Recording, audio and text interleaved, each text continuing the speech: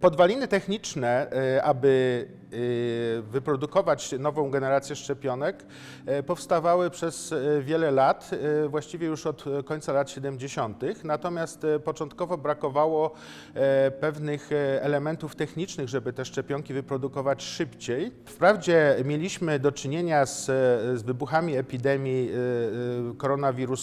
o podwalinie koronawirusowej w 2003, 2004, 2011, 2012 mniej więcej, natomiast nigdy nie osiągnęła ona właśnie poziomu pandemii. Druga ważna sprawa to jest kwestia ilości pieniędzy, jaką się zainwestuje w wytworzenie szczepionki czy wytworzenie jakiegokolwiek innego wynalazku. W przypadku pandemii mieliśmy do czynienia do zjawiska podobnego jak do wyścigu o lot na Księżyc, gdzie wiele krajów chciało być tym pierwszym, który wyprodukuje szczepionkę.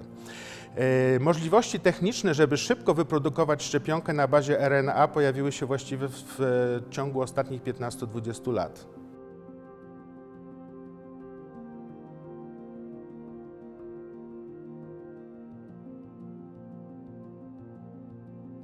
Szczepionki przeciw COVID-19, jak większość szczepionek, czy właściwie prawie każda inna szczepionka, to są szczepionki, które są wprowadzane do organizmu i mamy tutaj dwa zasadnicze typy szczepionek. To są szczepionki tradycyjne, chociażby AstraZeneca, Sputnik, Sinovac czy szczepionka kubańska, które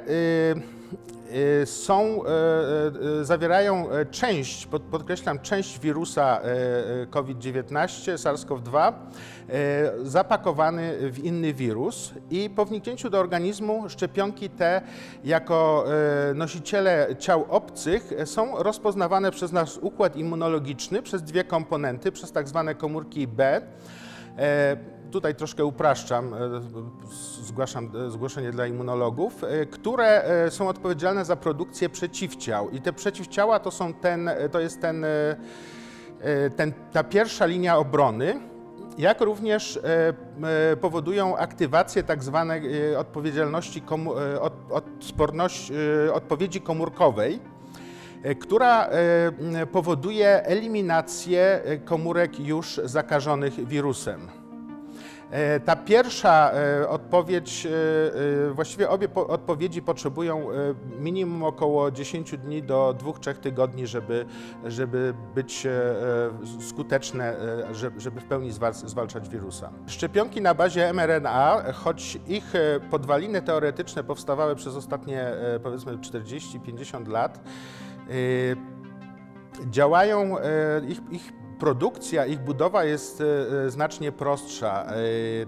Tutaj mieszamy RNA, czyli sam kod genetyczny, który jest odpowiedzialny za produkcję białek wirusowych, z sztucznie wyprodukowaną otoczką. To jest otoczka na bazie tłuszczowej i to są cząstki zupełnie martwe, które są pozbawione większości charakterystyk typowego wirusa. Natomiast ich głównym celem jest dostać się do organizmu i tam wyprodukować wybrane, nie wszystkie, podkreślam, wybrane białka wirusowe, po to, żeby organizm mógł szybko zmontować odpowiedź immunologiczną, odpowiedź ochronną przeciwko wirusowi.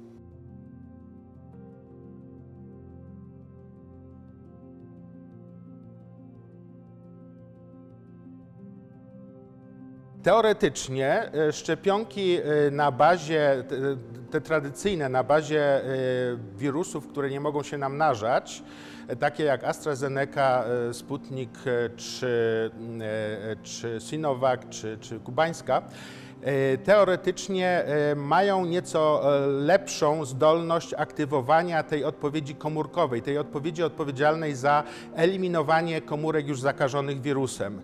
Natomiast w praktyce skuteczność tych szczepionek jest dość podobna.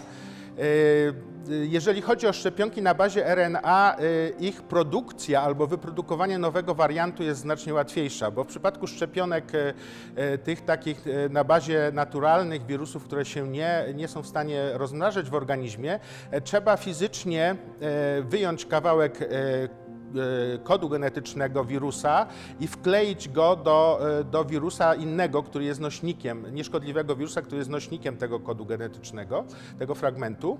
Natomiast w przypadku szczepionek na bazie RNA można syntetycznie wpisać na klawiaturze komputerowej kod genetyczny wirusa i to jest ta komponenta genetyczna, natomiast chemik wyprodukuje w takiej dużej kadzi, obrazowo mówiąc, otoczkę do tego wirusa, po czym oba elementy są pompowane, mieszane, pompowane do małej przestrzeni, mieszane i w ten sposób powstają cząsteczki, które po wniknięciu do organizmu mają pewne cechy, które powodują, że ten organizm stwarza odpowiedź immunologiczną przeciwko wirusowi, którego kod genetyczny, fragmenty kodu genetycznego, podkreślam fragmenty, zostały wprowadzone do komórki, znaczy do organizmu. Szczepionki na bazie RNA to są twory sztuczne, których głównym celem jest po wprowadzeniu do organizmu produkcja pewnych, podkreślam, pewnych białek wirusa po to, żeby aktywować odpowiedź immunologiczną.